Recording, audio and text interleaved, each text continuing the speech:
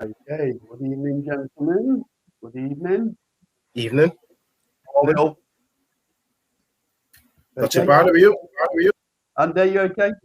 Yeah, very good. Evening, lads. Yeah, evening, everybody. So, obviously, Last Bell Boxing, Thursday, 9 p.m. as ever. First topic we're going to cover tonight, lads, let's just get straight into it, is if I'm honest with you, the debacle, AJ versus Fury. Does it happen?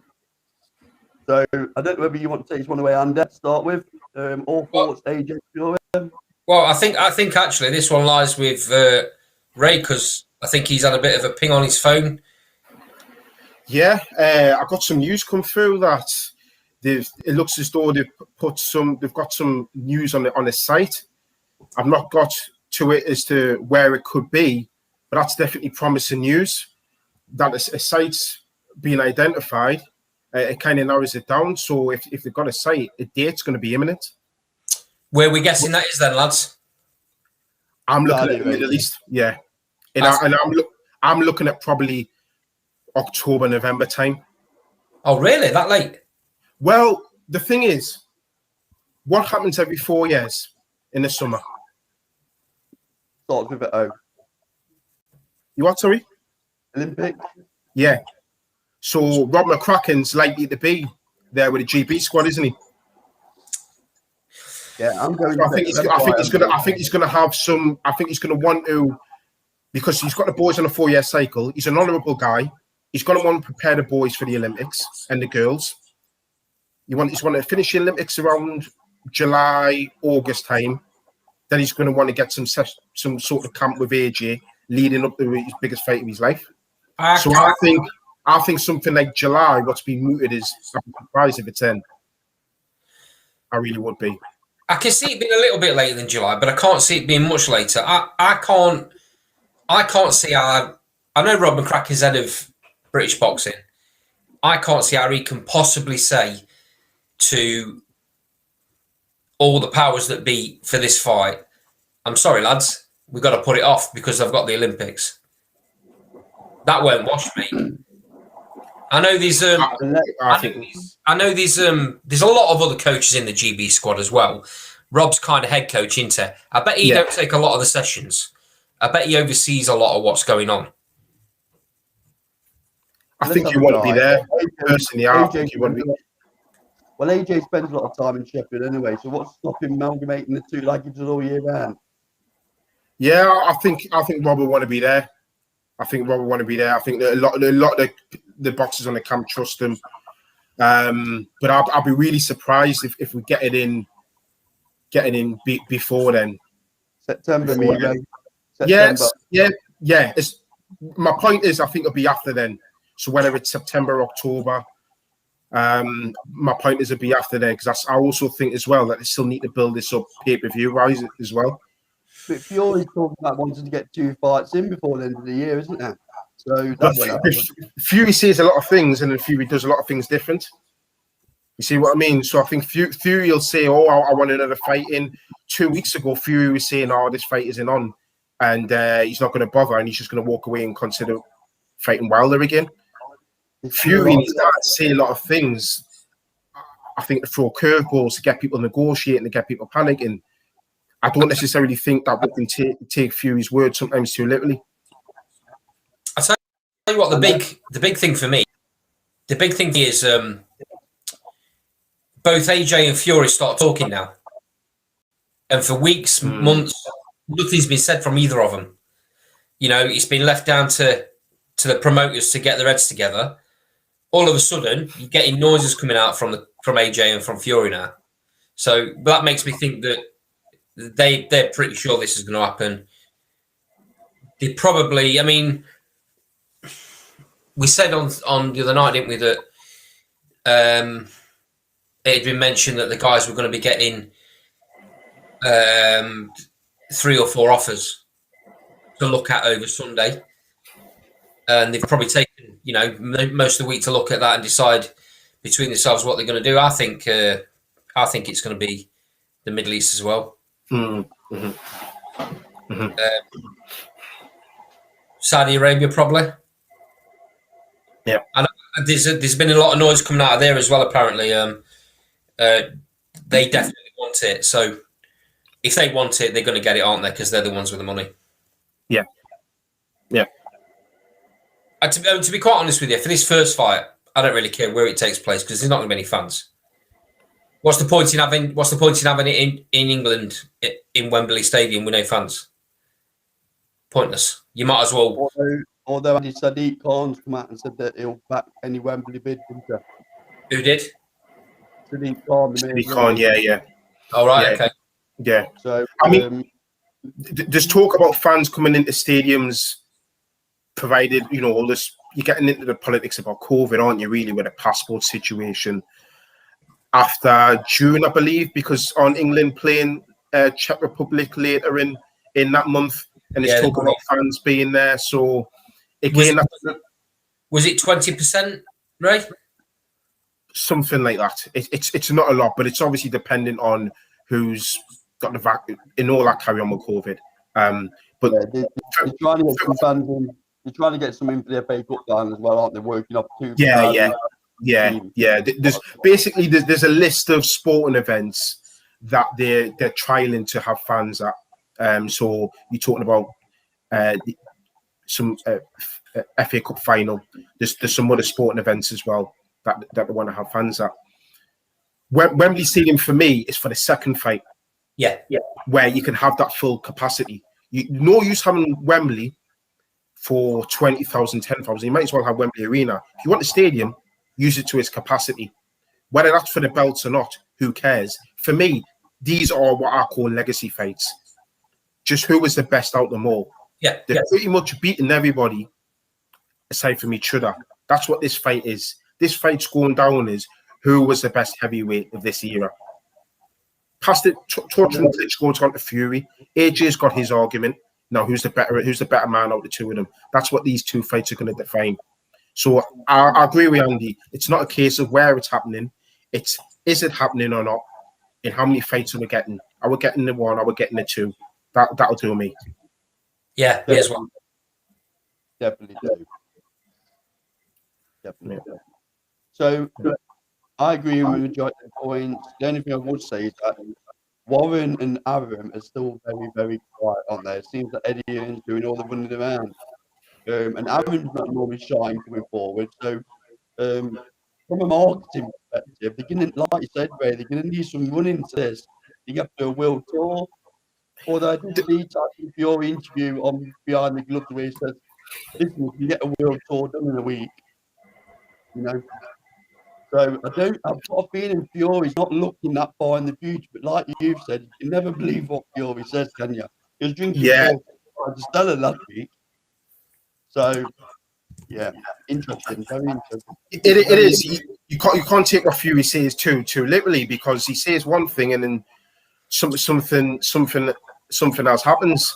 I've said what he said to Michelle Joy Phelps about you can do a world tour in a week. But I think realistically, they want to get perhaps a press conference in America. They want to get something in the UK. But then we're talking about there's going to be no fans. But correct me if I'm wrong, isn't Saudi Arabia similar to their COVID arrangements to places like Dubai? And we're seeing that some fans are allowed in Dubai. It's pretty much almost back to normal. So I imagine there'll be a press conference wherever the fight's going to be, and we're all kind of guessing it's going to be in the Middle East. You'll definitely need one in the UK and then one stateside. So I don't think that'll be done in a week. Do you know what though, Ray? Yeah. The atmosphere's so stale and sterile in the Middle East because they're not real boxing fans, they're there for the occasion. Yeah, it's a bit like, I don't know whether you guys have ever seen a fight in Japan. It's just quiet. It's like a library. And then, and if somebody lands a shot, they just applaud. That's what it's like. But I don't mind that, Andy. I'll take that all day long as the fight happens. Well, because it's about the fight. That's why I was saying it doesn't matter where it takes place. If somebody's just going to pay, if someone's going to pay the money, I don't know, whatever it is, half the site fee pays for half of the guys' pay, and then the pay-per-view pays for the rest of it. I don't know how it works. But if that is what it is, then anybody could stage it. Yeah. as long as they've got the money. Yeah. For me, it doesn't matter that there's no fans there for this first fight. Because if it's in Saudi Arabia, there's no atmosphere anyway. If you take it to China, there's no atmosphere. You take it to America, there's no atmosphere. Controversial. It's funny you say that, Andy. I've been on a Canadian boxing show this afternoon, and they tried to argue with me, and he might be jumping on a bit, funny enough. He's trying to argue with me that Canadian and American fans cause as much of an atmosphere as UK fans. Not in a million years. I tell you, I've heard good things about that Canadian Scotch. I may try some. No, I mean, if you look at the big fights that have happened in Vegas and Madison Square Garden, and the big names are there, you'll find that there's been more noise in the UK stadiums, in the UK arenas. Do you know what I think it comes down to? American sport and American culture see sporting events completely differently to the way we see them. There's not the heartfelt, we want this person to win or we want this person to win like we get in England. So that's where you get your emotional reaction from, isn't it? You go to America and you see these NFL games. It's an all-day thing and it's a family occasion. And I see the same with boxing, although there's not kids there. But it's always couples. It's always a bloke's taking his missus out for the night. She's all dolled up, and he's all dolled up, and the fight's just on while they have a few beers until they go out for the night out a bit later on. And that's not the way it is over here. No. The old night is aimed towards boxing, towards the fight. The build up through the card to the main event, and it explodes every time. You see it on Sky all the time. You even see it on BT. And it builds and it builds and it builds and it builds, and it doesn't even have to be as massive a fight as this for it to happen. Mm-hmm. I was just about to say, the only times it's been exciting fans wise over there is when Ricky Hatton was fighting, because they're all English fans anyway. Yeah. Other than that, your average sporting fan in America is priced out. Yeah, I mean, going back to AJ Fury, if there wasn't a pandemic and this fight was taking place in America, how much would the tickets be? Considering the prices for Mayweather Pacquiao, you're talking about a minimum of $2,000. And I mean, what lay American person is going to afford that? So it's just celebrities, and celebrities aren't going to produce this atmosphere as the fans. Where if this was in the UK, aside from take the pandemic out, pretend it never happened, no, us three will be able to go to that, no problem. The only problem we would have is getting the actual tickets, but it wouldn't be out of our price range. Do you see what I mean? Well, I mean, Carl, what did we pay for Bellew at Goodison? 40 quid. 45 quid. There you go. Nothing. There you go. Yeah. 40 quid. And that's the thing. So by next year, the pandemic would have eased off to the point where hosting this in front of fans at full capacity stadiums is not going to be a problem. Yeah. So I think that's going to be reflected in the pay-per-view prices, and the fans will be there, full capacity. Go back to Froch Groves, 90,000 at Wembley. It felt like 90,000. Look at... And watch it. I've never heard anyone say that. Tell you. I forget. You know I forget. You go back to AJ Klitschko, and that's one of the reasons why people like Eddie Hearn, and no doubt we'll talk about him in the zone later on. But when people talk about him and his production, look at how he made that almost like a showpiece. It was like a concert. Yeah. And it felt like that when you were watching it. So why do you not been able to... Ray, why have you not been able to? I know we've been on that there, but just a quick point. Why have you not been able to? Why have you not been able to achieve that in America? Joshua or Eddie Hearn? No, Eddie Hearn. You know the old let's make a show of it. Yeah. I think he's not quite managed it, has he, in America? Not because what me and Andy are trying to say is it's different in America when you haven't got that fan base there. The different type. their entertainment is pretty much your NFL, your NBA. That's what they see. He did a little bit of that with Canelo's ring entrance against Yildirim. Yeah, it's Where interesting. basically the introduction was longer than the fight. Yeah. So you may see more of that when you get the fans in on board. When the opposition has better opponents, you'll probably see a lot more of that because Yeah, that's what he does. I think some of his choices in boxers have been interesting because they're not exactly showbiz, are they? You know, Devin Haney, you know, he's not exactly a salesperson, is he? Yeah. You know, and Bubu Andre, who we're going to come on to in a bit, again, quite a quiet demeanour, you know. Yeah, I know yeah. gives it a bit of a large on his own, don't he? But he ain't going to, he's not a big ticket seller, is he? You could say that with a lot of the Americans. I mean, the ones that for me stand out as being controversial enough to be near ticket sellers are your likes of Adrian Broner, the Why likes not of go- Devin Haney. You've got Ryan Garcia, but obviously he's attached to Golden Boy. Why don't you go and get a Broner then? You know, surely he's got the budget for a Broner, because I wouldn't imagine, in perspective, he's very expensive, and he'll do a great job selling the brand. He would, but then you've got to that's the business side, but then the boxing side. You know, how do you get them? Because he's not going to pick up a world title off any of them those welterweights. But I'm thinking about really, it you're now, using him as a gatekeeper for your own fighters. but he's got the profile, hasn't he? You could argue he's got a bigger profile than any of his other Matchroom USA boxers. The problem, Carl, though, for me, it comes back to the fans again. You can put a show on as much as you like. If the fans are not going to react to that in the arena, it's not a show. You can have as many fireworks go off and have as much of a speech while the boxers are entering the ring and put whatever ring music on you like. Makes absolutely no difference if the fans are not reacting. Yep. Yeah, I'd agree, Andy.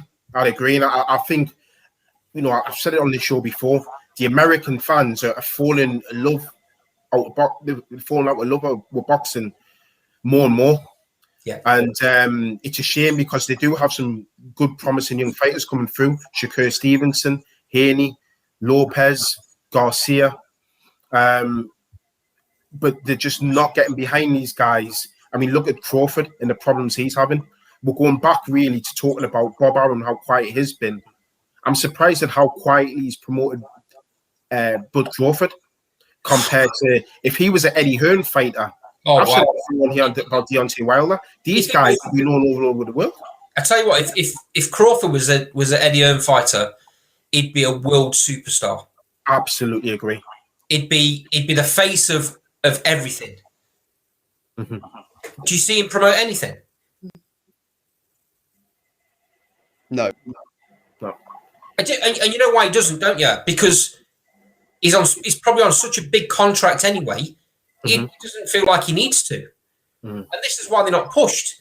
And why the fighters don't push anything themselves. Because they're earning that much money without it. Because the buys, the pay-per-view buys and stuff in America, the country's that vast that it doesn't need the support like we have in England. You know, they only need a very small percentage of TV subscribers to buy that pay-per-view. Yeah. And the price that they put it on as well, for the fighters to make extortionate money for fighting average fights, and an average card as well, for that matter. So I think that does AJ Fury, don't it? We're doing it to death a little bit at the minute. So just to round it off, and 1 or 2 fight deal. It'll definitely be if it happens. It'll definitely be a 2-fight deal. There's no way that either of them are going to leave it wide open and not have a 2-fight deal, because you never know. You could easily get controversy. You know, you've seen it, haven't you? Second one's not for all the marbles, though. No, it can't be, mate. It can't be. The WBO are already making noises, aren't they? Yep. Right? Same. Yep. Same. It's exactly the same as what Andy said. It's got to be a 2-fight deal. I don't even think the fighters would. They'll have demons of doubt. They won't want to admit it, but they will. So a second fight gives them that security. Yeah. It won't be. We're not bothered if it's not for all. It definitely won't be for any of the belts second time round. That'll be the condition of the first fight happening. But it's legacy. That's what it should be about. Not money. It should be legacy driving this. So 2 fights for me. Right, we'll bring that section to an end. So the next topic we're going to move on to is Liam Williams' fight at the weekend. So what we do, I'll do the opening gambit, then we'll move on to Andy, then you, Ray. Is that okay? Yep. So I'm going to make a bold prediction here. I reckon there'll be more people watching this in Wales than there will in America. The guy's got no profile in America. He's got no profile. I've been watching some of his interviews. I've watched a press conference today. He looks a worried man. And I think I've been on, like I said, I've been on a couple of Canadian boxing shows, and they've never heard of Liam Williams. I think he's going to shock people at the weekend. I'm not saying he's world class, but I'm not saying Boo Boo Andre is world class either, to be honest. So I think this is a proper nip and tuck fight, I do. I really do. It says predictions at the end, so I'm going to give you one.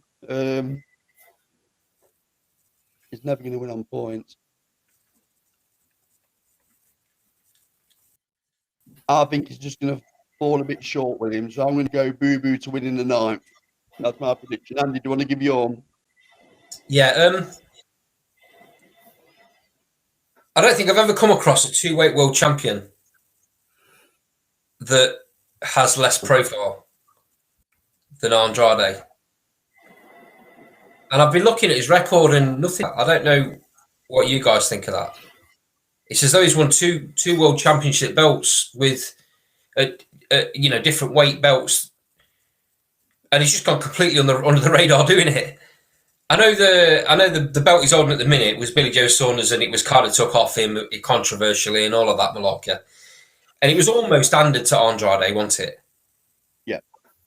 And he hasn't really, in my opinion, fought anyone of any caliber to kind of give him that profile that you were talking about, Carl. You know, he's shouting the big names, but nothing's happening with these big names. I'm not sure how good he is. I've got to be honest. 29-0. Yeah, his record looks good, but I don't think he's been in with anyone that good. Liam Williams. We know what you're getting with Liam Williams. Is tough. Is rough. He's ready. He'll come charging at him. He doesn't have the same boxing skill as Andrade. Andrade is quite slick, quite elusive. So the old gambit for me here is, can Liam Williams get to him? Because the game plan has to be Liam Williams has to put it on him from the very, very first bell. He's got to get him out of his rhythm. He's not got to let him settle, because as soon as he settles, that's the game over for Liam Williams. If he can put it on him, put him under pressure, make it uncomfortable, make it an horrible, ugly fight, then he's got a chance. But I kind of agree with Carl that I think he'll fall short. So I actually think it goes to points, though. I think Andrade wins on points. Raimondo?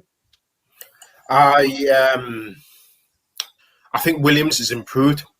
He's improved a lot from the fighter that was beaten by Liam Smith. I think if you look at the way he's progressed under Ingle, I think he's starting to show a lot more. His footwork's been class. He's starting to show a lot more angles in his work. He's working off the jab. Although we're talking about Andrade's opposition, Liam Williams, since he fought Liam Smith the second time, he ain't exactly had the best opposition. I mean, he's been in there with Atlantis Fox, albeit that's a common opponent between the two. Atlantis Fox went the distance with Andrade. Liam Williams got him out there, but Liam Williams smothered him. He didn't let him settle. He was on his chest. He didn't show any of that fancy footwork and angles he's been learning under Domingo. But what he did show was that, you know, he's he's very, very physically strong. Yeah. And I think usually when a fighter goes up in weight, you know, I've never seen, well, I don't always see that improvement in speed, sharpness, fitness, and power when somebody moves up, like I have done in Liam Williams. And I've always said my biggest improved fighter in the past year has been Conor Benn. But if extended a year after that, I would say it was Liam Williams. I think he's just come on leaps and bounds. Albeit, you know, the best opponent I've seen him look good against was Mark Heffron. And all due respect to Mark Heffron, he's kind of just a puncher. He took him out there with a jab. Although we're saying this about Andrade, and I have to agree with some of the stuff that you're saying, Andrade is still a couple of levels above Liam Williams. He's a better boxer than Liam Williams. Yeah. He's quicker. His jab's sharper. He's got the physical advantages in there. He's a southpaw. I don't think he's not a puncher, Andrade. I think he's got something like 18, 19 records, 18, 19 KOs in his record. 18 knockouts, right? 18. So I'm, 18, 19. But he's quick, and I think he's going to be too sharp for Liam later on in the fight. I think Liam, for the first couple of rounds, first 2 or 3 rounds, he's going to cause Andrade some headaches, some problems. And I think that's where he's going to be caught between two styles. He's going to be caught between the style he's learned in a Dominic Ingle and reverting to type. But I think later on, Andrade's going to figure him out. And it's going to be the accumulation of punches that does it. So I think he's going to stop him in the 10th. There we go. Do you think, just to go on from that a little bit, Ray, do you think Williams will run out of steam?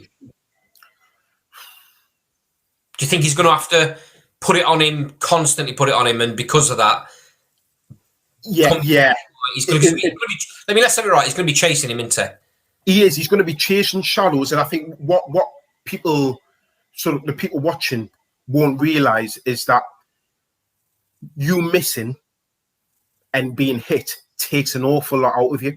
Yeah. And I think that from, say, round 4 onwards, I think that's going to be the fight for Liam Williams, where he's going to be missing. He's going to try and keep on top of his footwork, try and keep his lead foot outside the lead foot of the southpaw. It's going to take a lot of concentration, and I think it's going to wear him down the same way Bellew got wear down by Usyk. His concentration levels, because he's going to have to be so switched on, because Andrade is a quick counter puncher. And like I said, it won't be because Andrade is powerful, but when you're getting hit often and cleanly, that hurts, and that takes it out of you.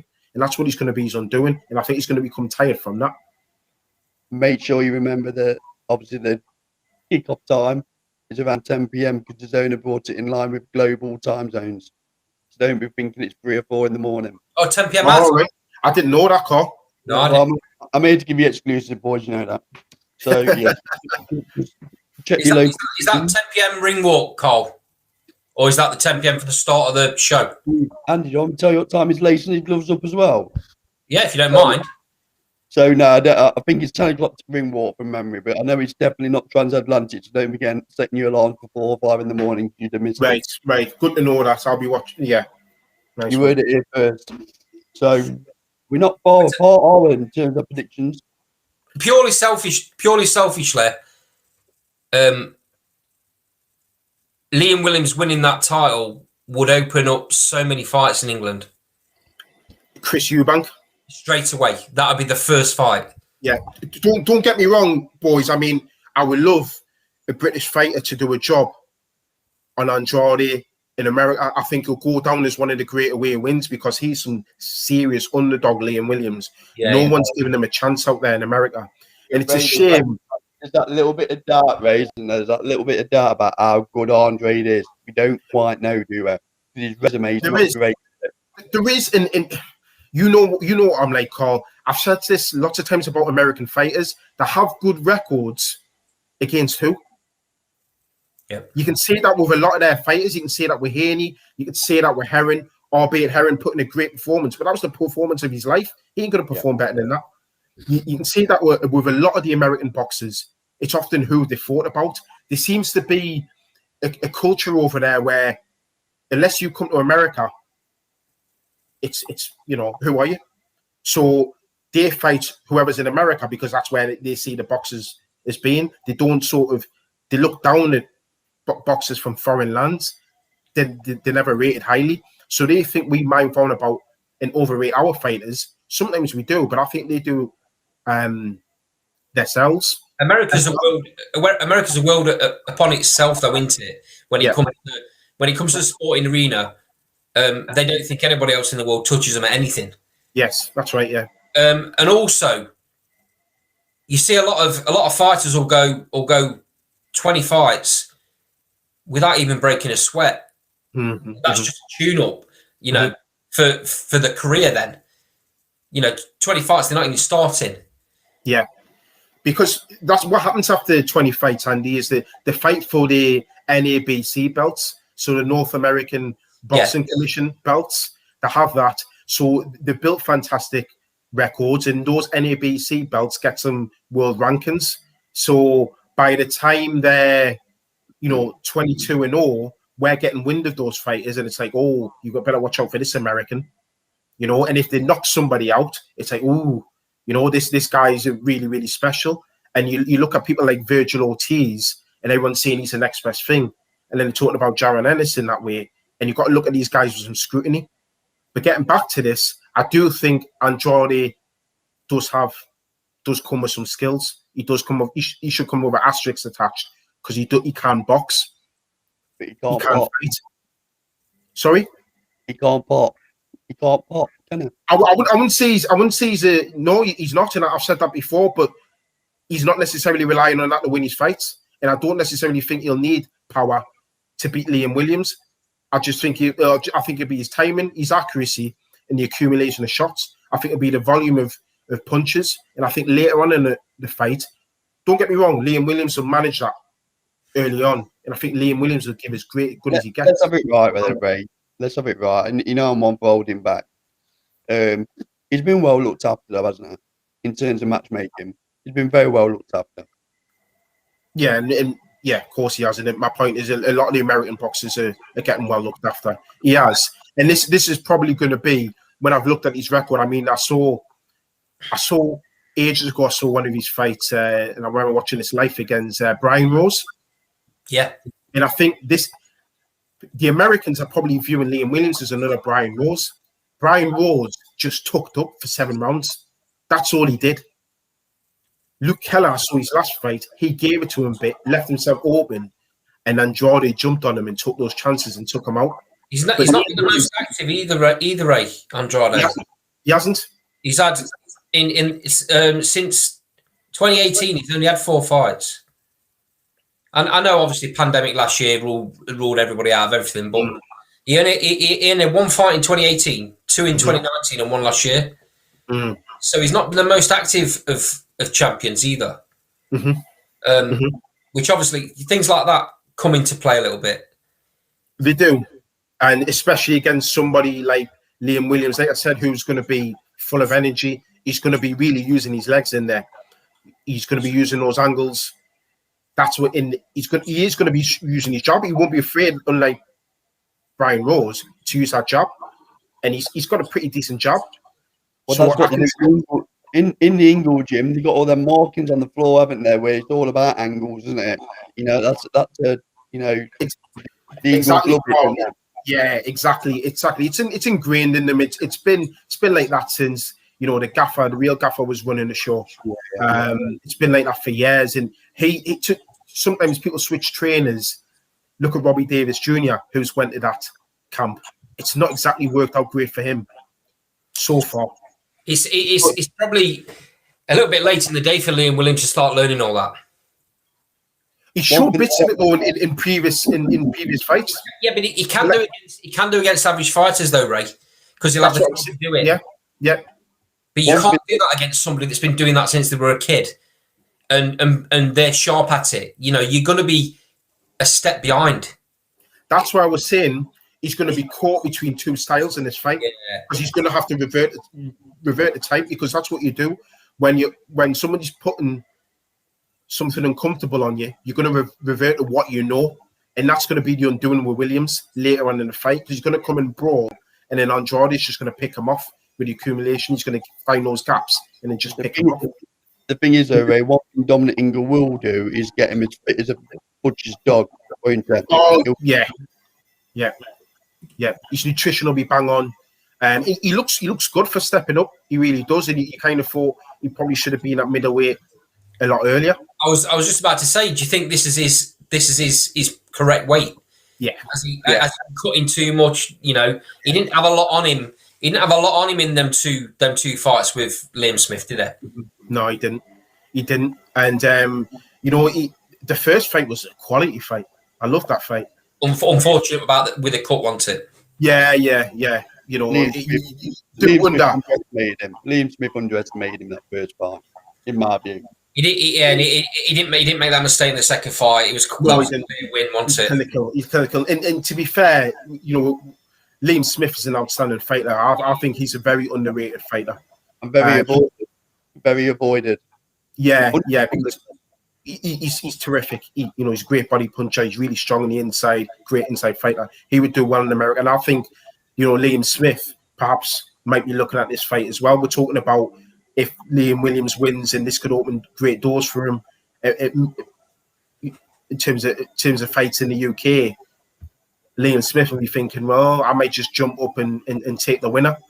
So it'd be interesting if Liam Williams was to win this fight. I hope he can do it as a fellow Brit, but I think it's very unlikely.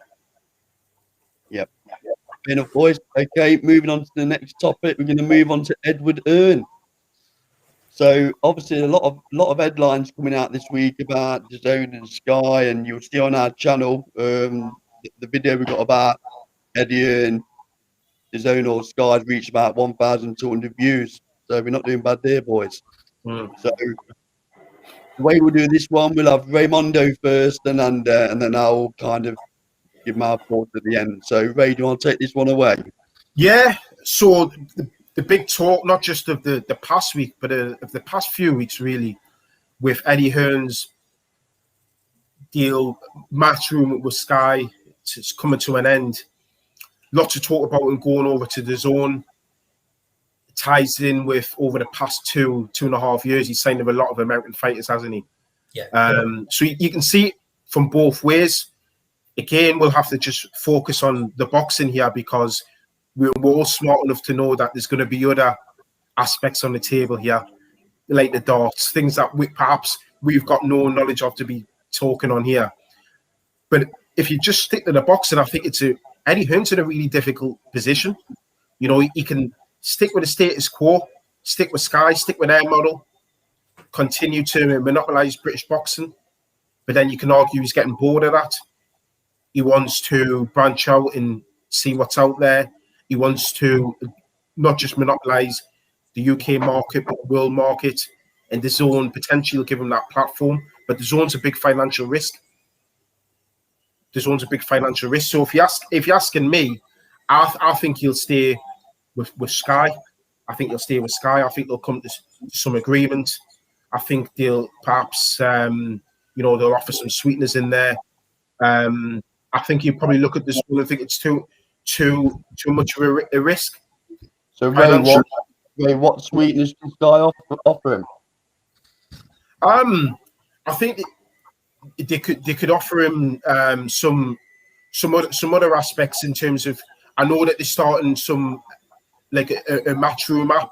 I know he's on about potentially there was on about a matchroom channel on Sky. I think there was talks about that as well. So when I'm on about sweeteners, I'm on about perhaps giving Eddie more of a say in what's going on, because I think that's perhaps what he's looking at. As I said before, that Eddie Hearn's quite forward thinking. So not just in the social media, he may be planning on something like that, because if he gets DAZN, the Zone have got their own showcase in America. So I think he could be looking at something like that. If they can offer him, say, okay, you can get your own channel on here, then he can. What he could do is he can put some of his card on that and get like the old Friday night fight cards on the Sky. You can play it up like that. Right, isn't Sky owned by Rupert Murdoch? Yeah, it is. Yeah. So I'm only playing devil's advocate here. So the reach that that guy's got, Rupert Murdoch, around the world in terms of media platform, surely outstrips DAZN currently, anyway. DAZN aren't bothered about that though, because they're just throwing money at it, aren't they? Yeah. Yeah. I mean, so okay. So from what you're saying, are you saying that Rupert Murdoch's got so much money wouldn't be an objective for Sky? Is that you? What I'm saying is that I think Mr. Hearn, Yeah, may have as many options by staying with Sky as going. right, right. So yeah, I'm just trying to get my cause, trying to join the cause. If you just, Andy, do you want to give your view? Is that you done, Ray? Yeah. I tend to agree with you, Ray. To be honest, I think Eddie Hearn thought DAZN were going to come into America. They were going to smash everyone out of the park. They were going to put Golden Boy out of business. They were going to put everybody out of business, and they were going to take over. And Eddie Hearn was going to jump ship. I think his plan was that's what he probably wanted to do. Hey, How's it going, guys? Yeah, not too bad. How are you? Not bad. Thanks for having me on. No problem.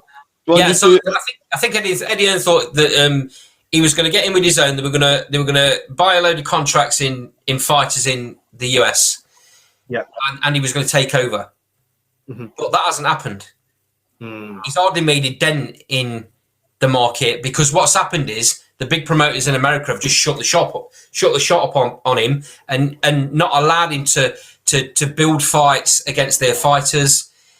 They've made it really difficult for him to matchmake, and I think he's probably thinking now, maybe I need to back out of there a little bit and stick with what I know, stay in the UK, stay with Sky. That's probably a better way for him to get the matches he wants against the other networks in the US and the other big promoters in the US. Yeah. I think it's only right that we bring Mike in. Of course. Hi, Mike. Thanks for joining the chat, fella. How's it going, guys? How are you guys doing? Yeah, really good. So you guys are talking about Eddie Hearn, eh? and his ability to come over here and make matches. So I don't know if you know about this, but Eddie Hearn's obviously got the contract with Sky Television in the UK. Yeah, Sky TV is the big platform in the UK. Andrew Mike knows his stuff. You know, come on, don't. I don't know whether they get Sky like we get it over there. So his contract's due to expire with Sky TV. Oh, really? Yeah. I didn't know that. Okay. There you go, Carl. Jumping yeah, on. I didn't know that his contract was about to end, but yeah. So he's got a big decision to make as to whether he re-signs with Sky or he goes with DAZN on their own and then leaves Sky. Walks away from Sky because he's admitted himself he can't spread himself thin enough to do both. Right. I guess you know what? At the end of the day, really, it's probably going to come down to money, right? Whether he stays with Sky or DAZN offers him something, but either way, like wherever he goes, man, he's gonna make a dent. Like he has the ability to get these fights underway, and it's just I've heard that. There's a lot of talk about the money's not there and why some of these big fights aren't happening. Like for instance, like Clarissa Shields, she was offered only $250,000 to fight, and she believes as being the undisputed in two divisions that that dollar value is way down, which I believe it is. I believe 250 is not nowhere clear what Mark, somebody who's just said. Just jump in here, Mike. Definitely. Just remind me who you went for in the Bridges fight at the weekend. Pardon me? Just remind me who you predicted will win the Bridges fight at the weekend. Oh, this one coming up? No, the one previous. Emily Bridges from Australia. Who did you tip? Oh, honestly, I took Bridges because it's my girl, man. Honestly, I took Bridges. That's my girl. I like her fighting style. But yes, I did say, and I did agree with you that if it was going to the distance, it would go the other way because she's a lot more technical, man. And you know what? It showed that in that fight. She's way more technical. You know, she used the jab to her ability. She used the jab to her advantage. That shows by the huge hematoma that was over Bridges' eye. You know, but at the end of the day, both those women fought epically. And honestly, I believe that match has put women's boxing on the map for exciting fights. Mike, I'll just ask you a question there. When you're talking about Clarissa Shields, and you're talking about the money not being there and how it links into the zone and Sky and stuff. But when you got somebody like Clarissa Shields, who, correct me if I'm wrong, because you are a stateside correspondent now. Sounds good, man. Sounds good. Yeah, you are a stateside correspondent now. Yeah, Ray's paying your commission, Mike. Ray's paying your commission. Yeah, I'll be out of pocket, like, you're on big wages. But I heard that Clarissa Shields only did 8,000 on her pay-per-view. Yeah. Now, if that's the case, and don't get me wrong, she's got the skills.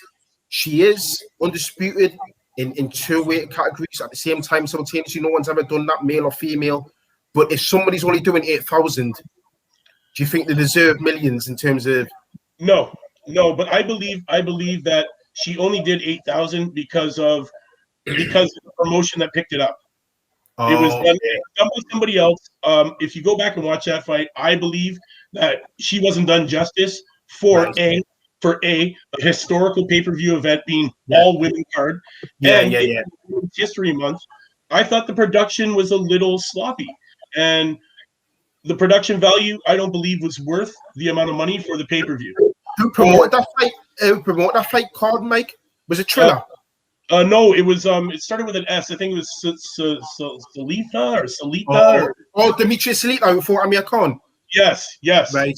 I believe it was that entertainment, and I just felt that it was, you know, they didn't do her justice, man. It was in her hometown. It was Michigan. You know, she set history. You know, Women's History Month, historical pay-per-view, and I just felt that it wasn't done the proper justice. See, Eddie Hearn would fix all that. Exactly. Eddie Hearn is a showman. You know what I mean? Yeah. I'll give him that. Eddie Hearn can seriously put on an event. When his events start from beginning to end, they're exciting to watch. You don't want to change the channel. You know, he's got all the highlights geared up properly. He's got all the biopics done properly. He just puts on a really good show.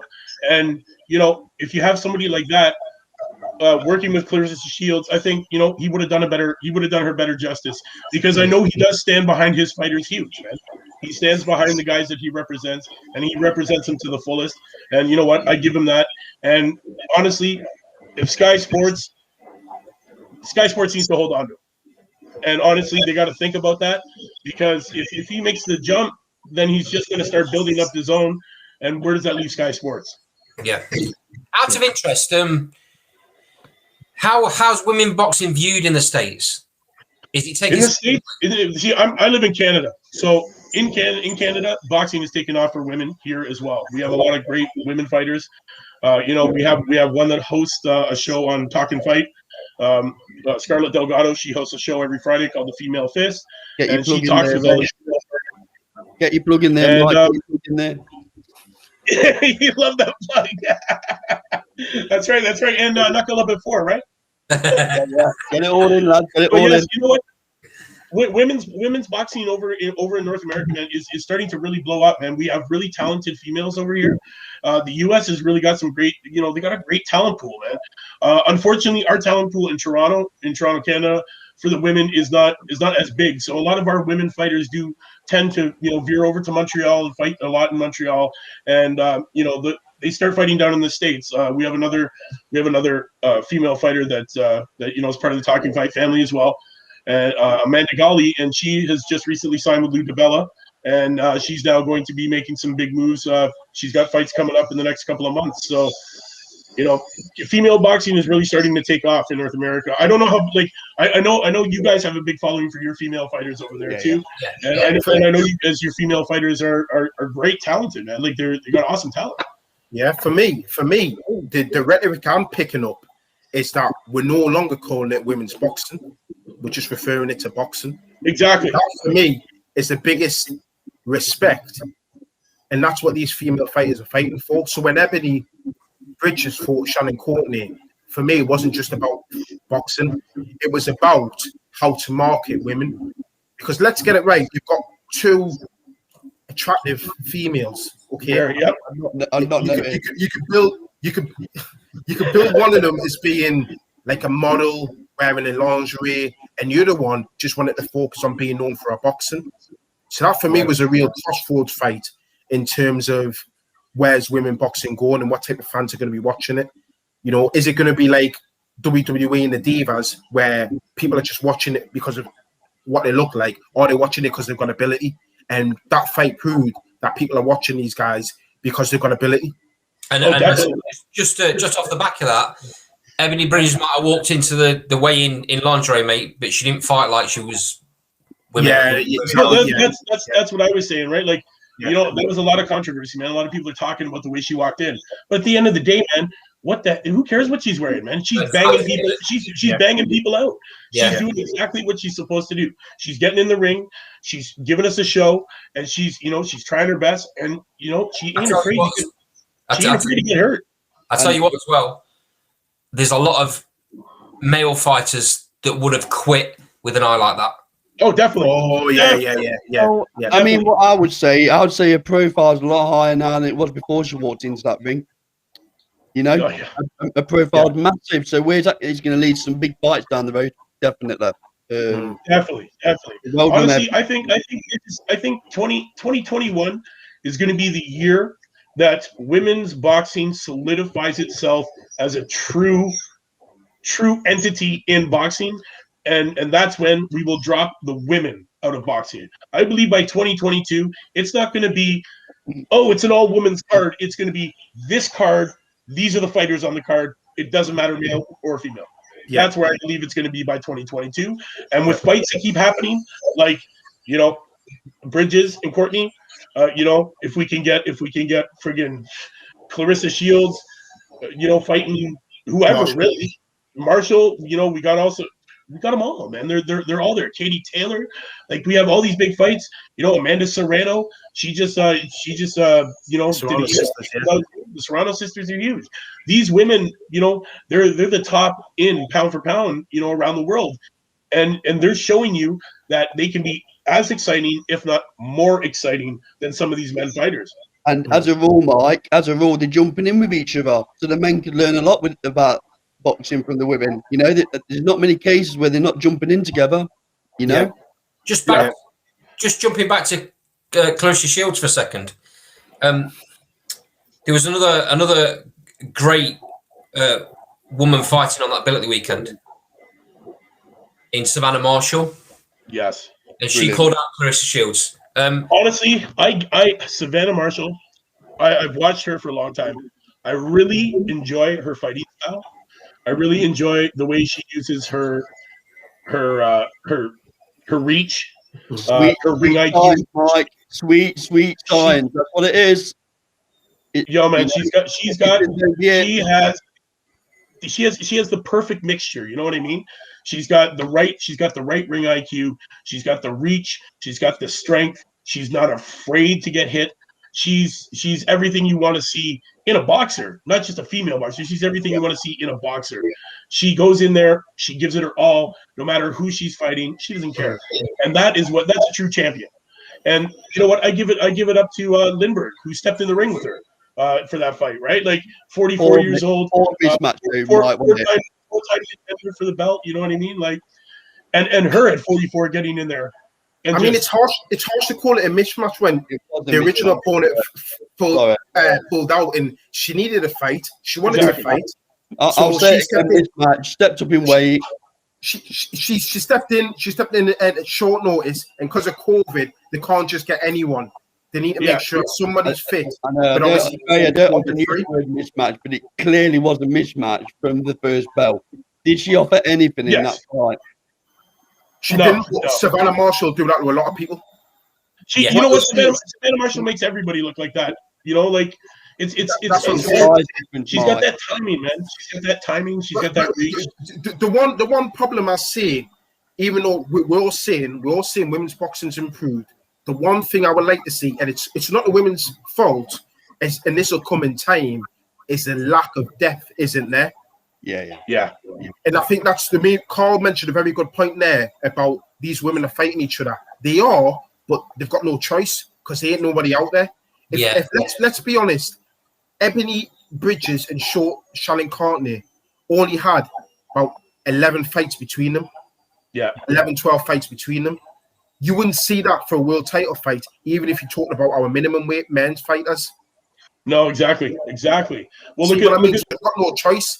And if you look at boxing, Clarissa Shields was 10-0 and fought for her second undisputed with only 10 fights. Yeah. Right. So now she's 11-0 and undisputed in 2 weight classes. She won't be over when Savannah Marshall gets hold of her, Mike. I'm telling you that. To use a North American term, she's going to take her to school. Definitely. We got to see a big match coming up there, man. We got to see Clarissa getting in there with Savannah, right? Like Savannah and Clarissa is the next super fight for the women. Give us your prediction. If that fight comes off, then what's your prediction on that? Honestly, get the drum roll, Savannah Marshall. Yeah, we've been saying the same thing. Yeah. Honestly, when style. The styles are big. The fighting styles are really different. Savannah Marshall uses that reach. You know, she's good at playing the angles. And Clarissa, she's more of a power puncher, man. She comes in, tries to win it, you know, swinging for the fences. It's not the cleanest of styles, but it works. And you know what? It's proven time and time again every time she gets in the ring. But I believe that, you know, her and Savannah Marshall, I believe Marshall will take it. That would be my prediction. So just coming on, go on, Andy. Go on. I just wanted to go back to what you were just saying about women fighting for world titles after 5 and 6 fights, and Clarissa Shields, you know, clearing up after 11 fights. It's all relative, isn't it? Because, like you said, there's no depth. You know, you can't be holding it against them because they're getting world title shots after 5 and 6 fights, because that's what it is.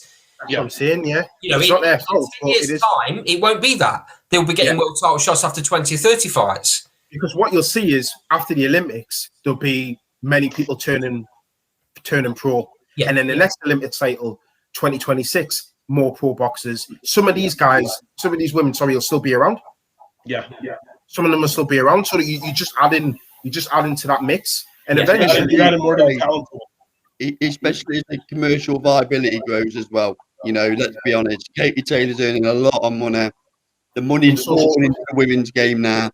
So, you know, with money comes depth, in my view, you know? Yeah, and it is, because what Mike said rightly at the start when we're talking about Clarissa Shields is that pay threshold that will increase.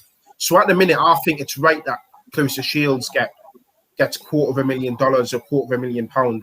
I might be in a minority, but I think that's justified because that's what's reflected in her earning in her attendance drop. Yeah, it's what she draws. But that will change depending on a promoter, and then yes, it come when the quality's there. I know that on Saturday night, Clarissa tweeted in, didn't she, to Eddie Hearn while the show was on? I believe she did. About that. So basically, I think the tweet was something like, "Well, Eddie, you know what you need to do to make it happen." So clearly, she was talking about the books. She's talking about the money, because I posted a video on my Instagram, Knuckle Up at 4 p.m. and there's a little IGTV there that I posted. Sorry, I didn't quite catch that. What was it called? Knuckle Up at 4 p.m. Yeah, you might want to talk about time zone there, Mike. Talk about time zone. I posted a little video there, and it was the post-fight interview with Clarissa Shields, and she said, you know, Eddie, show me the money. Let's do this. Let's talk money. She's like, don't offer me no 250. Let's talk, you know, $750,000, and let's get this underway. She'll give her it as well. She's ready to do it. It's the money. She wants the money. She ain't willing to go and travel and get this super fight underway that needs to happen. Let's be real. This fight needs to happen. Yeah. She's got to get underway, and she wants money to do it. And that's the only thing holding her back is the money factor, because she believes now that she's 2-time undisputed, you know, history making. That's what she wants. Is she poor, Mike? Sorry, go on, Ray. No, man. Let me tell you. Okay, Clarissa Shields poor. Okay. No, bored. Bored? She must be bored. She's jumping into MMA. What's she doing in MMA? That's what I was just about to say. That's what I'm saying. MMA. She's really and truthfully, she believes that, like, what else does she have to prove in women's boxing right now? Because, you know, she's wearing 4 belts in 2 weight classes. Savannah Marshall. What do you do? Right? Savannah Marshall beat her in the Savannah Marshall is the next thing. And while she's sitting around waiting for this Savannah Marshall fight to happen, what else is she doing? So maybe she's going to try her mix at MMA, and we'll see what happens. You know, maybe it works, maybe it doesn't. Maybe we'll see some people in MMA that want to make that same jump back to boxing, because I've also heard Amanda Nunes is thinking about making a jump to boxing. Wow. So there's been rumors of that. And I've also heard rumors that Amanda Nunes wants to fight Clarissa Shields. If the money's there, it works, right? If the money's there, you know, money. So what? At the end of the day, we're talking about prize fighters, right? Prize fighters. Yeah. It's money. At the end of the day, I don't care what anybody says. You're fighting for money. You're fighting. This is your job. You're going to work to get paid. It, Mike. A bit like you in knuckle up boxing. It's all about the money, isn't it, Mike? You know, you're the money. Look at that endorsement on his hat. Wonder how much that's cost him. Oh man, yeah. It's all about the money these days. But you know what though? After the last 6 months in boxing, I can honestly say the women are showing that they deserve the same kind of money. You know? And just especially I'd love to see the numbers of the Courtney and Bridges fight. I'd love to see what that threw in, right? Because that was promoted perfectly. I don't think it could have been promoted any differently. You had 2 women that battled it out over Twitter. You had them, you know, both posting their Instagram, both, you know, poking at each other, and it was just the build up to that fight was amazing. And it was the fight of the night. It definitely the fight of the night. Courtney got hurt early in the second round with that nice cut opened up over her head, which I believe was the elbow. I think it was that caught the braids from his punch. I think it was. Yeah, I see. It's hard to see when the cut happened. I don't know. It kind of looked like an elbow, kind of grazed to me. Allegedly, Mike. Allegedly. Allegedly. So, Mike, the only bit that you missed really was that we did a bit about Liam Williams versus obviously Boo Boo at the weekend. So yeah, honestly, that's gonna be an epic fight, man. Liam hasn't lost since moving up. And a lot of people believe that Boo Boo has been ducking this fight. You know, it's his fourth title defense. I think it'll be his 4th title defense, and I think it's going to be his hardest test yet. Can I ask a question, Mike? Has Mr. Williams gone under the radar in North America? Yeah, not too many people know about him. The only reason why I found him is because, you know, I stick my ear to the boxing all over the world. You know, I'm watching fights from New Zealand to Japan to Moscow or friggin' Nicaragua, and I try to watch as many as I can. And, you know, like I find all these boxers, yeah, you know, I don't think a lot of people know about him over here. Just like Conor Benn, not too many people know about Conor Benn over here. So right? You want to give us a prediction then, Mike, and get off that fence? Yeah, definitely. I think Liam will take it. Really? We've all gone for Boo Boo, by the way. Wow. I think it's going the distance. So you think Liam wins on points? Yeah, I think Liam wins on points. Wow. I think Liam wins on points. We'll see. You're brave, man. Yeah. Hey, I like to root for the underdogs, man. And you know what? Liam has come a long way since moving up. Man, he's a different fighter. Yeah. Right. We're not going to see the same Liam, and I believe that, you know, Boo Boo, I think he's ducked this fight long enough, and I think now it's just he has to. It's got to happen. And you know what? I like Liam, to be honest. I've watched a bunch of his fights. I like him. I'd like to see him win it, and I think it'll go the distance. But you guys are different. You guys say Boo Boo takes it. You know, what is he, 29-0, I think, at the point. Yeah, 29-0. Guess what? Everybody's got to lose one time. That's a fair point. Right? Everybody's got to lose one time. You can't win them all. I don't want to keep you too long, Mike. Who's the next Canadian breakout boxer? Come on, give it us. watch out for Amanda Golly. She just signed with Lou DiBella. She's coming up, man. She's young. She's hungry. I've interviewed her on the show before. She's friends with everybody here at our at the Talk and Fight family. And watch out for her, man. She's gonna be some good stuff going on with her this year. And next year. Well, watch out for her for sure. So what weight does she operate at? What weight? Orthodox, southpaw? What weight? I can read you the whole profile. she's definitely I can't remember her weight class now. Hold on. Is she knocking people out for fun at the minute? She has knocked a few people out actually. She's fun to watch, man. She's a bruiser, man. She likes to get in there and just smash it out with people. She's like an assassin, man. She's got the ability. She's honestly. Just while you're finding that, Mike, you made a promise that we would cover Jean Pascal versus Carl Froch, didn't you? So let's have a rundown on this young lady, and then we can talk about that famous fight in Nottingham. Yes, Amanda Golly. She's ranked number 1. She's out of Canada. She's from Mississauga, Ontario. She's only 5'3". She's super bantam. And man, she's scheduled to fight Amy Reed, and that's supposed to be happening on the 23rd of this month. Actually, did you say she's super bantamweight? Yeah, super bantam. So she could be a potential opponent for the likes of Bridges, Courtney, Rachel Ball. Yes, and you know what? She's a bruiser, man. Trust me, she's up there, man. And also Jessica Camara is another one to look out for, Canadian female, the Cobra. She's going to be another one to watch out for sure. What's her nickname? Cobra. The Cobra, man. Jessica the Cobra. I'm sorry, mate. There's only one Cobra. And it's not the fact that you get in an Indian restaurant either. Yeah, just to fill you in, Mike, a little bit. Me and Andy actually live in the same town as Carl Froch. We live in the same town in the UK. So obviously it goes without saying that we're massive fans. Coming on to Jean Pascal was a great fight, wasn't it? It was a great fight.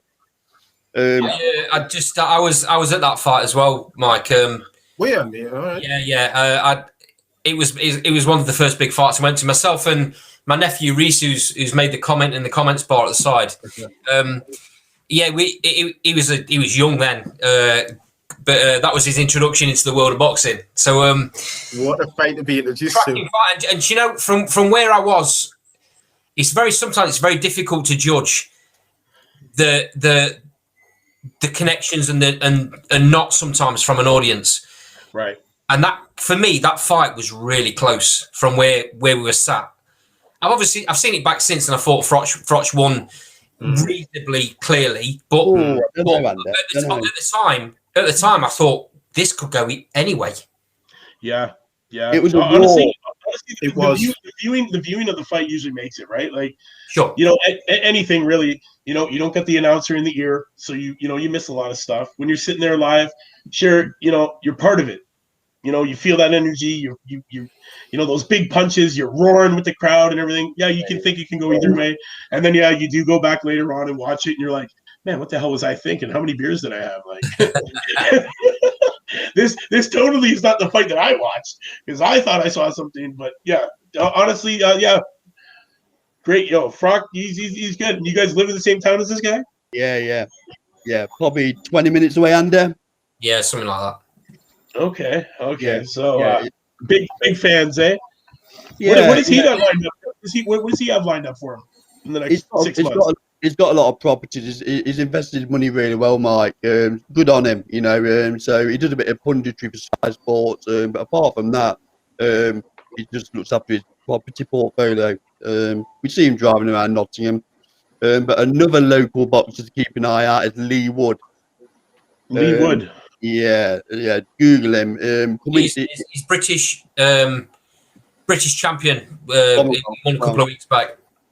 Okay. Lee Wood, I'll definitely keep a lookout for him. I'll tell you what you can do. Look on the channel because we've interviewed him.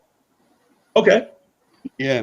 So, really good guy, but he's on the cusp of a world title fight. I'd featherweight, right?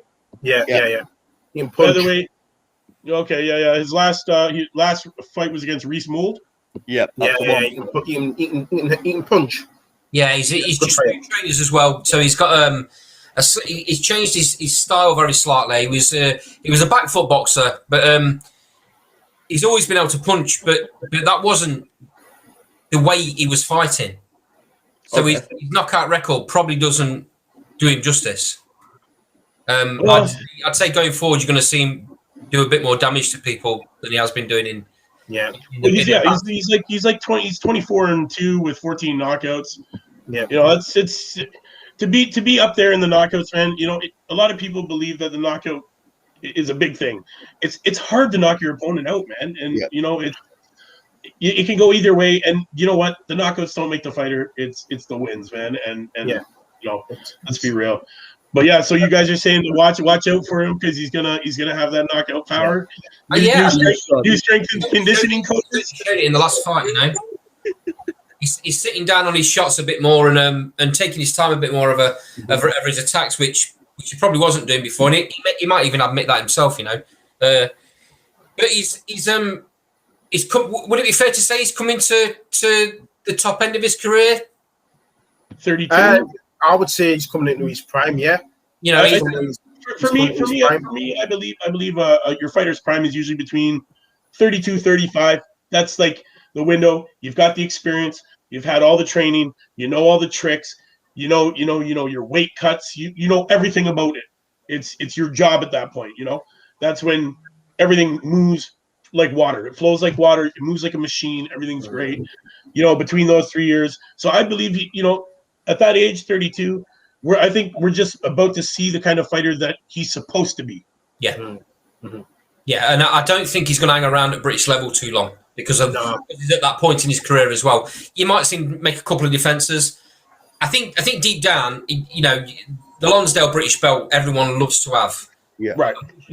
Once you've won it, you keep it. So I'm sure he'd like to do that, but the other side of him wants to move on and see just how good he is. Yeah, and get the money as well. And let's be honest about it. Yeah, that's right. Yeah, you're not going to, no disrespect, but you're not going to get that money defending your British titles. And it's not as if he's going to do it in record time as well, is he? These are going to be slow defenses. So let him push on, get the European, get the interims, get that money, and then get this world title. There's so many belts up for grabs around the world. You know, it's like some of them pay, some of them don't. So time to move out of the the minor sanctioning bodies and move into the bigger sanctioning bodies where that money's at. But it's you got to be able to perform, and then you got to have the right people behind you, man, that are backing you to be able to get you those fights. Yeah. So, Mike, one question for me, Mike. I was on the chat bar early on, and Christian shot me down in flames when I mentioned this. So he asked me to put it to you. Oh, by the way, he said hello. Yep. So he asked me to put this to you, so I'm going to put it to you. Okay. I said that I thought that UK fight fans created a better atmosphere than any North American fight fans. So what's your take on that? Ooh. Wow. Good one, okay. Mike, isn't it? Yeah. Yeah, that's a good one. Honestly, I don't even know. I don't even know where to stand on that. Really, fight fans, North American versus Britain fans. I mean, the way I'm getting mine. I mean, I've not been to a fight in the States, but the amount of fighters that come over from the States and mention the chanting and the atmosphere in the UK probably stands testament.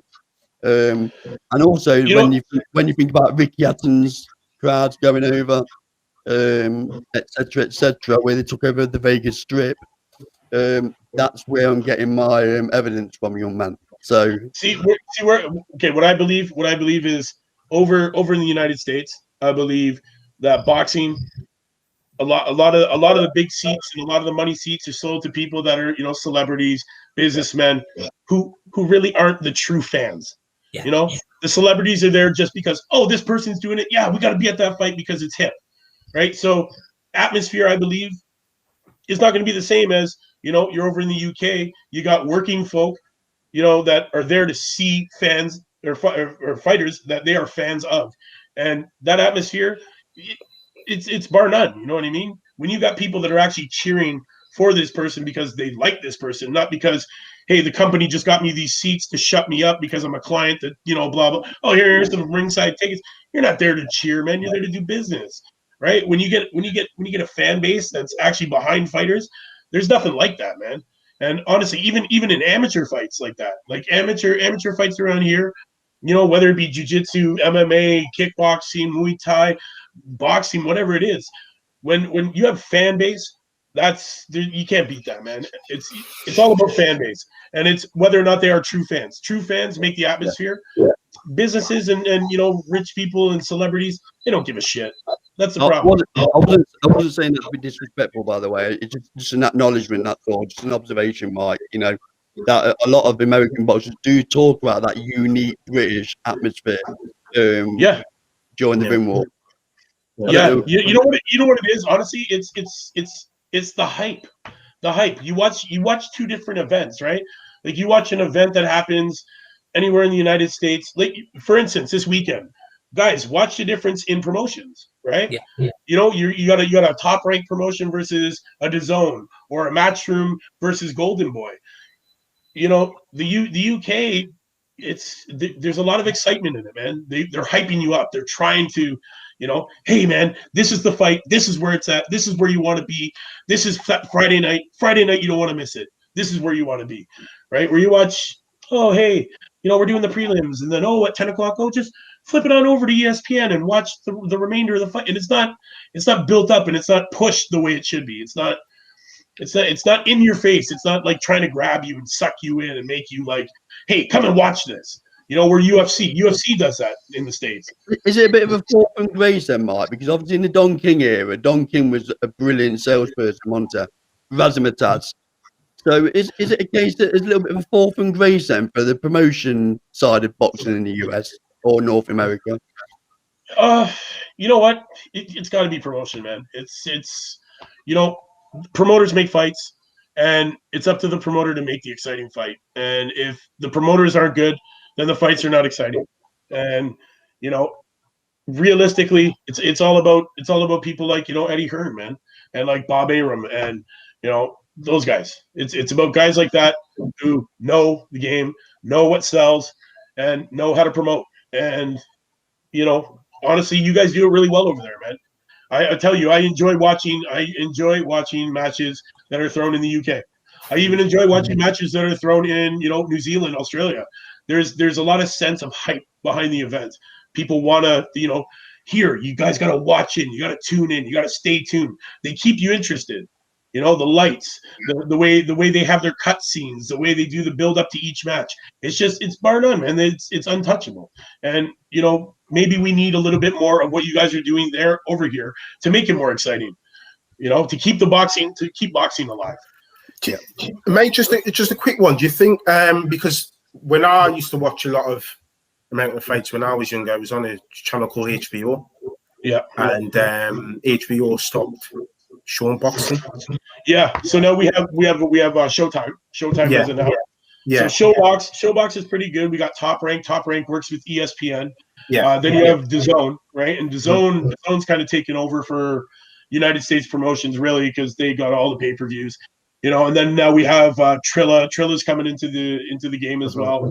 So there's a lot of younger promotional companies that are coming up. So honestly, I hope to see a shift in the way it is, and go back to the way it used to be.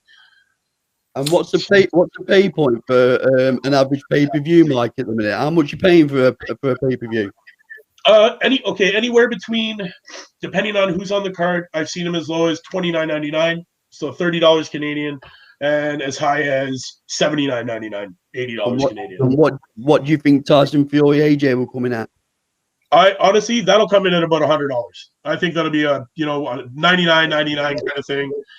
And you know what? Honestly, I don't blame it, man. That's the fight of the ages, right? Like this is the year of unification and undisputing, right? This is the year that all the belts are starting to come together as one, and this match has to happen. We need to see these belts together 100%, and it needs to happen because we have a lot of challengers sitting in the waiting who who are next. You know, they have their ticket, they're ready, their number next, and those fights need to happen too. While these guys, you know, before these guys get cold. So this right now, yes, you know what? People will pay whatever it costs to see that. You know, $100, $200, people are going to pay it because it's going to be, you know, the fight of the decade for real. The unification. Obvious question, Mike. Obvious question. Who wins now? I say Fury. Points, knockout, stoppage. I want to say stoppage. I want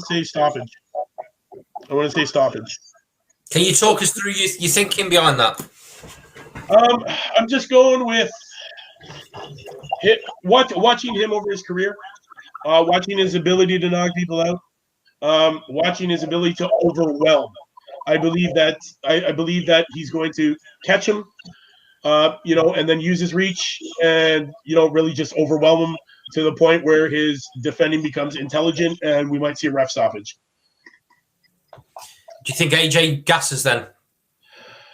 It's gonna be, you know what? He's working really hard, man. I don't think he's gonna gas out. I think he's just going to get concussed to the point where he's almost out on his feet, and it's better to save brain cells than, you know, than continue. But I like Fury, man. I do like Fury. I like him. He's a good guy, man. I like watching him. I would have loved to see Wilder Fury 3. Definitely would have loved to see that. You know, a lot of people would have, but this fight is more interesting to the world. Everybody wants to see the undisputed heavyweight champion in the world. You know, like, well, that's happened for what, 20, 30 years? Exactly. It's been too long. And you know what? The heavyweight division has always been the most exciting, right? And I feel like it's almost fallen off, and these smaller weight classes really come into their own and become more exciting than, you know, the last 5 years of heavyweight boxing. And honestly, we need to see the undisputed heavyweight champion of the world come together. Whether it's Joshua, whether it's Fury, either one of them deserves it. Either one of them is going to be a great champ. And honestly, it's going to be an epic fight. It's a hard to call fight because, you know what? I like both guys, but I'd like to see Fury win it. And where does it take place, Mike? Where's it taking place? Vegas? Sada? Well, they haven't released that information yet, have they? They were supposed to release it. They had till Monday. To make that decision.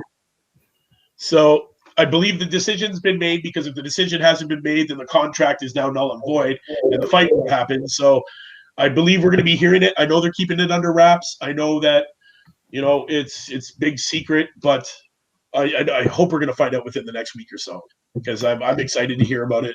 I want to get ready for it, and we want a date. We want the date, the time, the location, so we can start to get ready and prep ourselves for the most epic fight in the last 10 years. And just to let you know, Mike, I think we've all gone the same way as you. We all think that Fury's gonna beat AJ as well. I think so.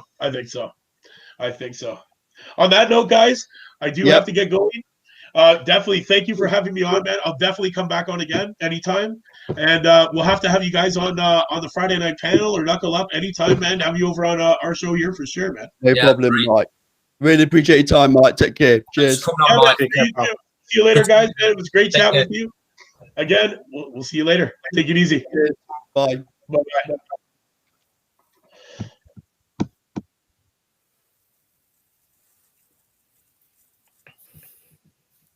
So Reese has just while we start, Reese has made a few comments, and he's just. I was just about to say he's made a really interesting comment about Fury's training videos on Instagram, saying they're complete.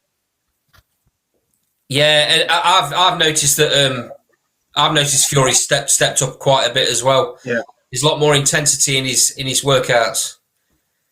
Mm-hmm. He's obviously stateside, isn't he? Training. You know, he's looking good. I know we mentioned a few shows ago about his weight looking a bit on the skinny side for Fury. But look, as soon as that fight gets announced, that weight will come back on. I think it already has started to in his face. You know, he don't look as skinny as he did in that one video. That one video worried me a little bit. You know, the one where he was saying, I'm not interested until the money's on the table. That video. Yeah. I could pretty much walk away from it. I can have about 14 pints tomorrow or something. That concerned me a little bit, but I think a lot of it was tongue in cheek. Just while we're talking about this, Reese, if you're still on, mate, do you want to give your prediction? Who's winning, Fury or AJ? Go on. Sorry, carry on, Ray. Yeah, I still think that, Fury, he says these things, doesn't he? I don't know whether it's to draw attention or just out of spite. I think it's probably down to... Yeah, but I think it's probably, if we're going to be honest, I think it's probably down to his diagnosis that he's got. Because he's got a few, hasn't he? With regards to his mental health. He's been very, very open with that. So that it could come on to that. Not stigmatizing it, I'm just saying it as it is. But I think he's, he can't not take this fight seriously. As much as he slates AJ, calls him robotic, calls him all the things that we say AJ is and know he is, he will be training with that eye of the tiger because he knows it just takes one punch. And AJ can use that one punch. And you know deep down as well, Ray, I think he respects AJ's boxing ability more than he admits. I don't. He's a very intelligent Tyson Fury. And don't forget Big John Fury. He knows boxing inside out. You're seeing him popping up a lot more. And people are saying, where's he come from? He knows he's boxing. And he'll tell you from sparring sessions of old exactly what AJ is going to bring to the table. I think we've got Reese coming in with Fury. Well, knowing that I know Reese, he ain't got a clue, so let's see what he's got. Reese is picking Fury the same as us. Yeah. What's that, Reese? I think AJ is going to win in the fourth.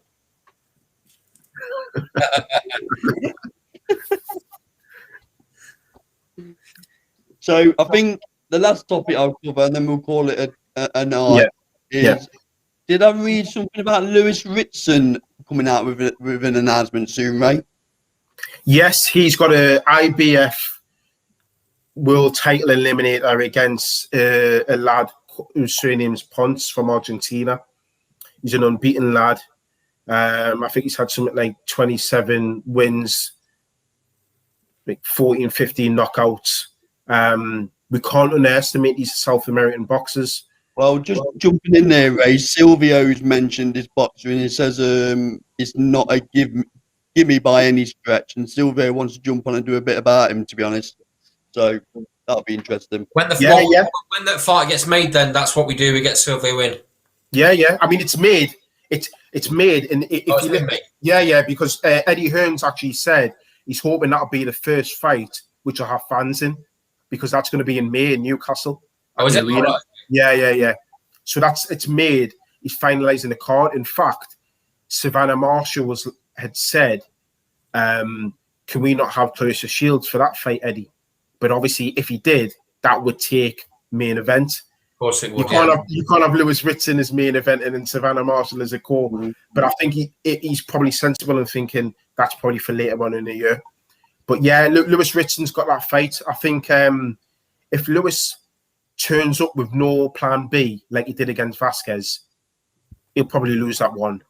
But part of me thinks this Argentine lad is going to come like the Mexican that fought Josh Warrington and the Mexican that fought. No, well, nothing to lose. Yeah, sorry, I misheard you. But I also think they're just going to come out and just go all at it in a war. The problem is, if you fight Lewis Ritson in a fight, you're fighting his fight. He's dangerous like that. Yeah, the best way to beat Lewis Ritson is to box, because he ain't got a clue. He doesn't move his head. He doesn't cut off the ring. He just follows you. He struggles against boxers. I know, but the point I'd make, you would have said that about Warrington, wouldn't you, when that kid came over from Mexico? If he stood and traded with him, it's fighting the wrong fights. You just don't quite know what you're getting there, do you? I think that's Lewis Ritson's. That's Lewis Ritson's strong point. Let's have it right. That wasn't Josh Warrington in that ring. But I'd argue again that Warrington's levels above Ritson in his own weight anyway. So, I think it's a level up. The points I'm making, though, that wasn't Warrington that night. So it'll come out.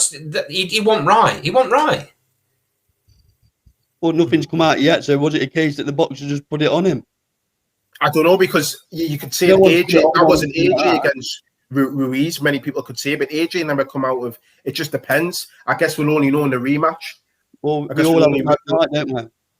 We all have a bad night, I guess. We do. But I think it's interesting you made that comment about Warrington being levels above Ritson, obviously in a pound for pound comparison, because Ritson hits harder than what Warrington does.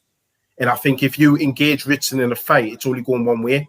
And that was that's the difference between Robbie Davis Jr. and Lewis Ritson. If Robbie Davis Jr. had boxed, he might have come out the winner, because he's chosen to stand and trade with Ritson. Ritson very nearly got him out of there. Yeah.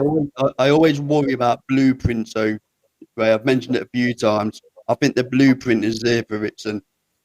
We saw it with the Patera fight, and that's similar to my point. If you box him like Patera did and Vasquez did, you've got a chance all day and twice on Sundays against Ritson. Let's have it right, Ray. You'd expect this opponent to have been handpicked, wouldn't you? You'd expect him to be falling into a category that. What's the word? What's the word on the street, Ray? Come on, you must have heard something from up there. Mm-hmm. He must have been working on that. He must have been working on his failings from that fight, Ritson. He must. He can't have gone back to the gym and gone, okay, let's just carry on doing what we've been doing. It's an interesting question, because he's moved. So initially he was with his dad. He lost against Patera. He moved to Neil Fanning, who's based in Hartlepool. He's left Neil Fanning now, but he's gone back to his dad. So that's a real interesting point. So he's made changes, but he's gone back to his dad. You know, me and Dave were talking about this, because Dave's got a bit of history with Lewis Ritson. Yeah. And we were thinking, okay, it's right to leave Fanning, but go further afield. You know, we would have liked to have seen him with the likes of somebody like a Jamie Moore, or perhaps have gone down. Is he a difficult? Is he a difficult character? He's not, but he's the problem with a lot of our Northeast lads is Northeast has become their little America. It's their little word. They don't like going outside. Yeah. And don't get me wrong, he's a family man. He's got a young daughter, and I think his fiance, who's expecting to marry soon, is pregnant. I don't know whether he's got that on his mind. He doesn't want to be too far away from home, because he's come out and said that traveling from Newcastle to Hartlepool, which is a bit of a distance, was doing him in, and then he was staying down in Hartlepool in a flat, and he didn't really like that. But that's for me to draw parallels. Make sacrifices. Yeah, to draw parallels, Ray. To draw parallels. Lee Woods obviously had to travel down south to get involved with Ben Davis. He's living out of a little poxy flat near the gym. And Anthony Fowler's doing the same. Yeah. You know, Ricky Burns at his age, he goes from Courtbridge near Glasgow all the way to Tony Sims' gym. And this is what I'm saying. Fighters make sacrifices, and it's about those 2% to it, you know, which make a difference in the ring. Is that much you want, isn't it? Yeah. And I think if Lewis had made that commitment, maybe gotten under Dave Caldwell or somebody like that, perhaps, you know, it would have made that difference. It's how much he wanted. Because Lewis, people say he's underachieved or what have you, but it's really difficult domestically at his weight class, getting inside, and I think he's terrific at that. But as he steps up the levels, people are coming to the ring with plan A, plan B, and plan C, and he's just got one way of fighting, and he's getting found out. Yep. Right, I'm going to bring it to an end. Andy, you want to make that point before I bring it to an end? No. I'm happy. All right, lads, great session again. If you're watching this, obviously, when it's been uploaded, make sure you hit the like button, subscribe. Plenty more content coming in the next few weeks, as well as more live shows. Like, comment, subscribe. Thank you for everyone who's contributed in the chat, and we'll see you next time.